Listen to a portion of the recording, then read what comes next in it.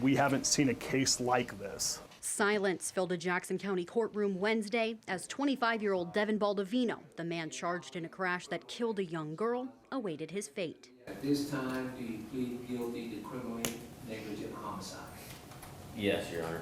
Police say Baldovino was driving distracted on Highway 140 in White City when he rear-ended Jordan Bailey, a mom with her 3 children inside. Her 7-year-old daughter, Madison, was killed. They lost their child, and I think this is something extremely hard for them to talk about.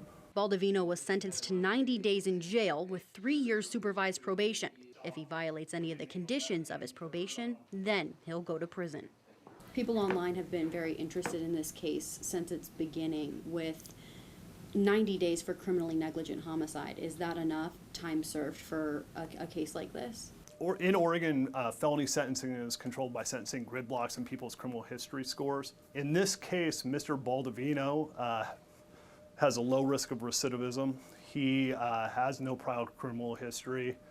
And yes, a life was lost, but what happens in this situation is he's sentenced to 90 days in jail, and then he has the 18 months of prison hanging over his head during his 3 years of supervision. The Bailey family wasn't in court for the sentencing, but the district attorney's office says they were aware of the plea deal. Baldovino's lawyer spoke on his behalf in court.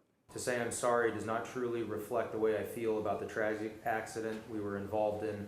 I will never be able to say or do anything that will replace what was lost by your family. There is not an amount of justice that could be put on me that would be worse than what I put on myself and I have to carry with me for the rest of my life.